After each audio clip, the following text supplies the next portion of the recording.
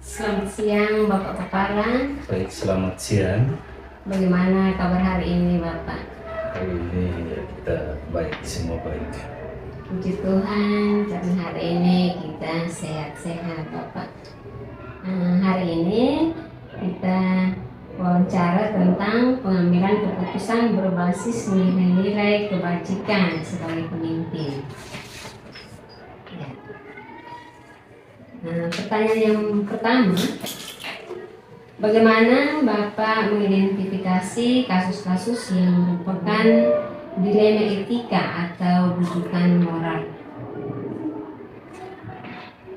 Mengidentifikasi kasus-kasus yang ada ini tentu dengan melibatkan semua warga sekolah, dalam hal ini Bapak Ibu guru, baik Bapak Ibu guru tiket, wali kelas maupun para pembina OSIS.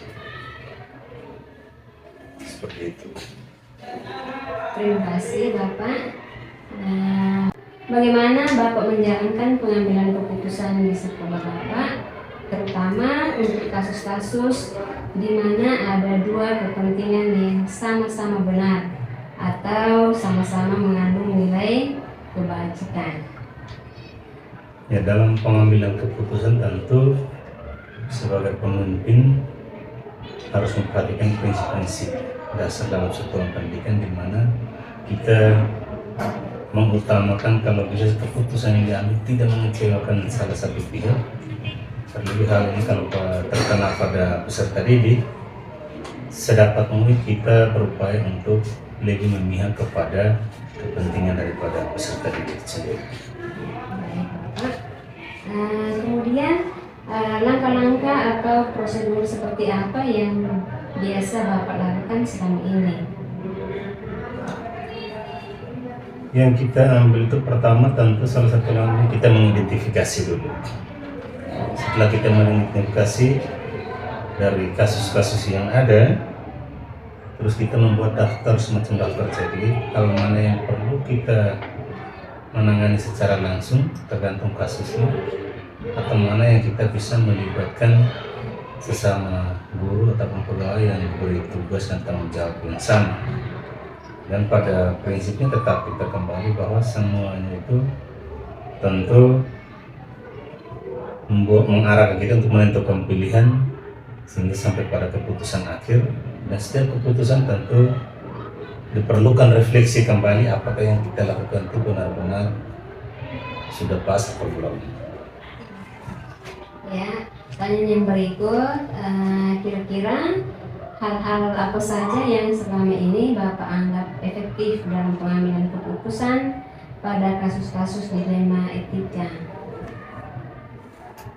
Jadi selama yang dilakukan tentu menurut saya sudah efektif, karena selalu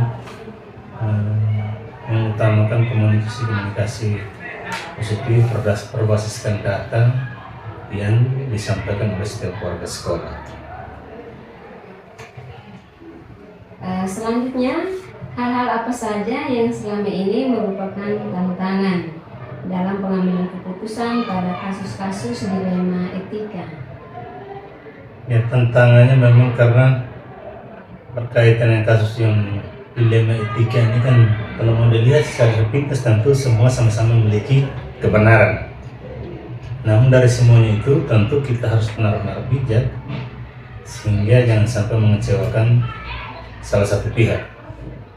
Dari kebenaran-kebenaran yang ada, kalau kita punya data yang khusus, yang kita utamakan adalah di antara kedua belah pihak itu betul-betul merasa senang atas keputusan yang kita ambil.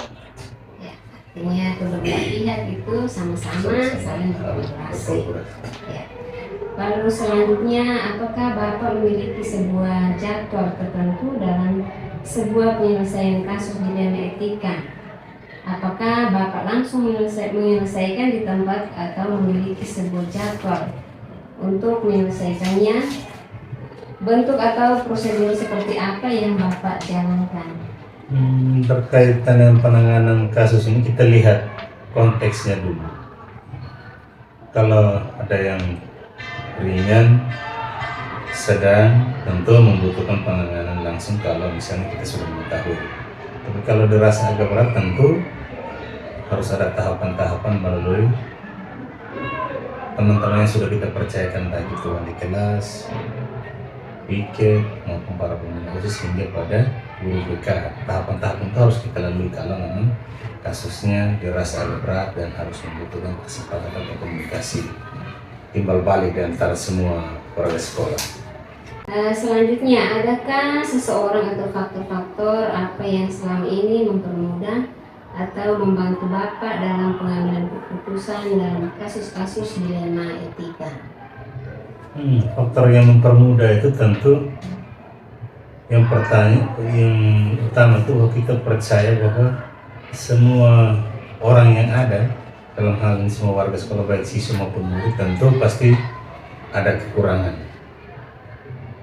Nah, dari kekurangan-kekurangan itu tinggal bagaimana kita kelola sehingga pada akhirnya semua bisa mencapai kesempurnaan.